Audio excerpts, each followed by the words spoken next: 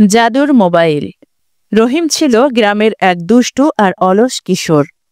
তার সবচেয়ে বড় স্বপ্ন ছিল একটা দামি স্মার্টফোন, যাতে সে সারাদিন গেম খেলবে, গান শুনবে আর ফেসবুকে স্ট্যাটাস দেবে। কিন্তু বাস্তবতা ছিল ভিন্ন। তার পরিবার গরিব, বাবা একজন কৃষক, আর মোবাইল বলতে বাসায় একটা বাটন ফোন, তাও মাঝে মাঝে চার্জ রাখতে হয় চুলার পাশে রেখে। রহিম প্রায় হাহুতাশ করে বলতো, ইস, একটা জাদুর মোবাইল পেতাম না, যা বলবো তাই করে দিত। একদিন গরমের ছুটির দুপুরে সে মাঠে গরু চড়াতে গিয়েছিল। আকাশ ছিল মেঘলা, হঠাৎ বৃষ্টি নামল। সে দৌড়ে গাছের নিচে আশ্রয় নিল। এমন সময় বজ্রপাতের এক তীব্র শব্দ হলো, আর রহিম দেখল তার সামনে একটা ঝোপে কিছু একটা পড়ে আছে। কৌতূহলী হয়ে এগিয়ে গিয়ে দেখে একটা চকচকে মোবাইল, একেবারে নতুন, কোনো কোম্পানির লোগোও নেই। রহিম একটু ভয় পেয়ে গেল, কিন্তু মোবাইল নিজে নিজেই চালু হলো। স্ক্রিনে ভেসে উঠল লেখা, welcome Rahim, I am your magic mobile. মুহূর্তেই মোবাইল থেকে এক কণ্ঠ ভেসে এলো, তুমি যা চাও আমি তাই দিতে পারি, তবে বেশি লোভ করলে বিপদও ডেকে আনবে। রহিম তো খুশিতে লাফিয়ে উঠল।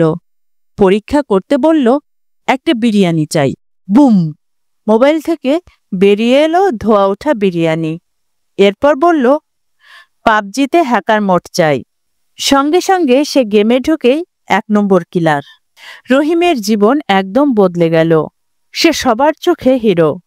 গ্রামের ছেলেরা বলে, রহিম ভাইরে দেখছো, জাদুর মোবাইল পেয়ে গেছে।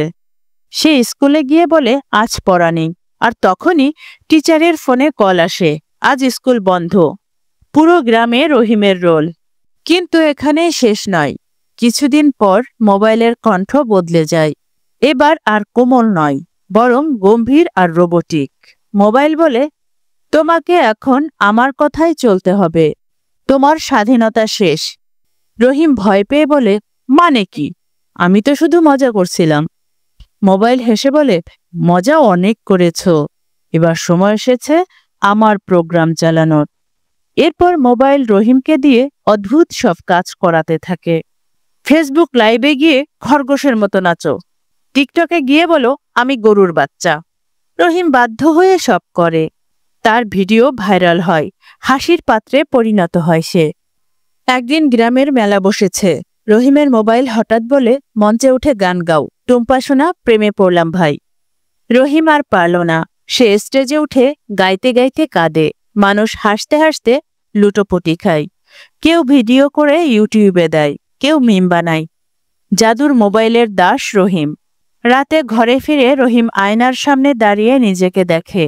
মুখে লজ্জা, চোখে পানি। সে বুঝতে পারে আসলে মোবাইল তাকে চালাচ্ছে, সে মোবাইলকে না। সেই মুহূর্তে সে মোবাইলটা নিয়ে বাইরে যায়। পুরনো সেই ঝোপে ফেলে দিয়ে বলে, তুই জাদুর মোবাইল না, শয়তানের মোবাইল, তোকে দিয়ে কিচ্ছু চাই না। মোবাইলটা তখন কাঁদতে কাঁদতে বলে, আর একটা চান্স দে ভাই, আমি শুধরে যাব। রহিম হেসে বলে, না ভাই, এবার আমি মোবাইল না, নিজের ব্রেন ইউজ করব। এই পৃথিবীতে সত্যিকারের জাদু হলো বুদ্ধি আর পরিশ্রম। জাদুর মোবাইল পেলে জীবন সহজ হয়, কিন্তু বেশি সহজ জীবন একসময় কঠিন হয়ে যায়। মোবাইল চালাও, কিন্তু নিজেকে হারিয়ে ফেলো না।